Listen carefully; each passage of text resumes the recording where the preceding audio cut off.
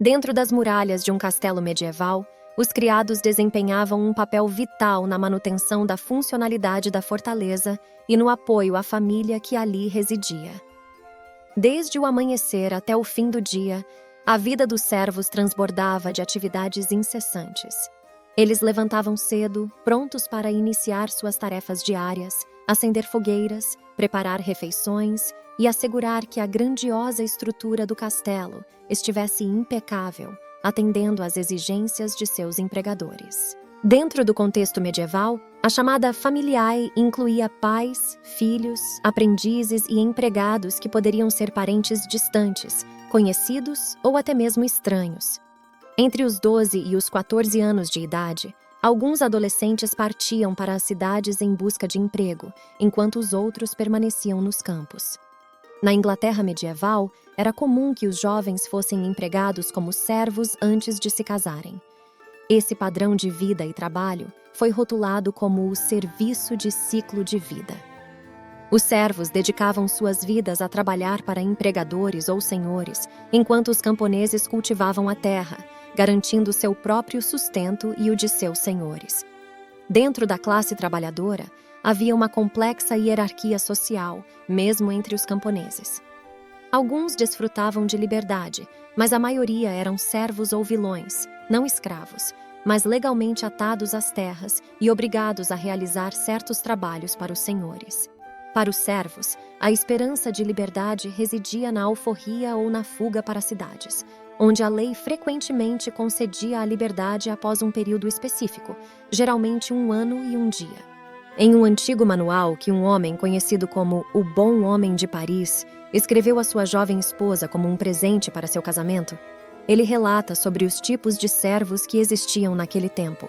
Sobre o tema de escolher servos, criados e camareiras, entre outros.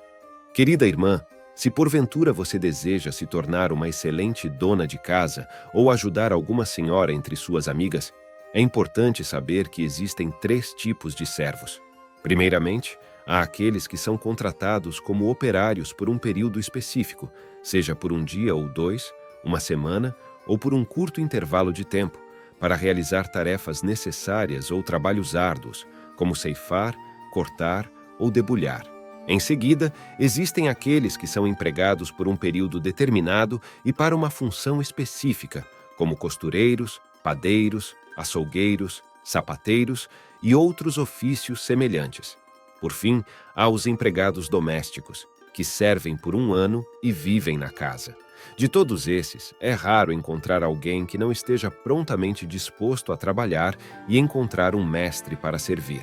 O membro mais crucial da equipe do castelo era o administrador. Em pequenas famílias nobres, onde o senhor de terras possuía propriedades limitadas, um único administrador era capaz de supervisionar tanto os assuntos externos quanto os internos. O administrador das propriedades, geralmente um cavaleiro respeitado, supervisionava as cortes do senhor, liderava o conselho de cavaleiros e oficiais que aconselhavam o senhor, supervisionava as autoridades locais e, por vezes, representava o senhor na corte do rei. Ele recebia uma remuneração generosa, vestia-se com roupas finas adornadas com peles e ocasionalmente possuía sua própria moradia. À medida que as propriedades nobres cresciam em tamanho e extensão, as responsabilidades do administrador aumentavam. No século XIII, tornou-se comum ter 2 administradores, um encarregado das propriedades e o outro responsável pelas tarefas domésticas. As responsabilidades do administrador de assuntos exteriores, comumente conhecido como senescal, eram árduas e demandavam conhecimento especializado. O senescal devia ter um profundo entendimento da lei do reino, além de acompanhar os aluguéis e serviços devidos ao seu senhor pelos seus diferentes feudos. Era sua obrigação manter registros precisos das terras, bosques, campos, pastos, cursos d'água, moinhos e todas as outras características associadas às propriedades senhoriais. Além disso, o senescal tinha a responsabilidade de zelar pelas terras de seu senhor, registrando quaisquer crimes que ocorressem ali, incluindo furtos em lagos, tocas, viveiros de coelhos e pombais. Qualquer item ou bem que fosse ilegalmente removido deveria ser denunciado, e medidas apropriadas eram tomadas sempre que possível. Entre os servidores de alto escalão do castelo, que se ocupavam de tarefas importantes, estavam o camareiro da casa e o chanceler. O camareiro atuava como o servo pessoal de seu senhor, cuidando de seu guarda-roupa e providenciando instalações para banho. O chanceler, apesar de ser categorizado como servo, desempenhava um papel muito mais amplo. Ele era responsável pela capela do castelo e pelos serviços religiosos, e também desempenhava funções administrativas. Antes do século XIII, os clérigos de diversas categorias eram praticamente os únicos alfabetizados na sociedade medieval. Assim, atividades como ler, escrever, redigir cartas, manter arquivos e fornecer aconselhamento jurídico a reis e senhores eram confiadas ao chanceler. Servos especializados dominavam os ambientes da despensa, adega e cozinha do castelo. Entre esses servos estavam copeiros, padeiros, cervejeiros, um criado encarregado das frutas e outros dedicados à confecção de hóstias e produção de velas. O castelo, muitas vezes isolado e distante de cidades ou vilas da região, precisava ser autossuficiente de várias maneiras, devido aos custos e perigos do transporte de mercadorias. Por isso, na ala interior do castelo, se empregava artesãos. Os sapateiros fabricavam sapatos, os armeiros produziam armaduras de cota de malha, os tanoeiros confeccionavam barris e tonéis, enquanto os ferreiros criavam ferragens e espadas. As mulheres desempenhavam o papel de lavadeiras, cuidando das roupas, lençóis e toalhas. Em castelos nobres, as servas eram em menor número em comparação com os homens, e a maioria delas servia para atender a senhora do castelo. As damas mais eminentes estavam sempre cercadas por várias assistentes. Naturalmente, as tarefas atribuídas à maior parcela dos servos do castelo não eram tão prestigiosas nem tão lucrativas quanto aquelas destinadas a servos de posições mais elevadas na hierarquia doméstica. No entanto, esses servos de nível inferior eram tratados com dignidade e, em alguns aspectos, eram até privilegiados. Recebiam alimentação, alojamento, roupas e, ocasionalmente, períodos de licença que lhes permitiam visitar suas famílias.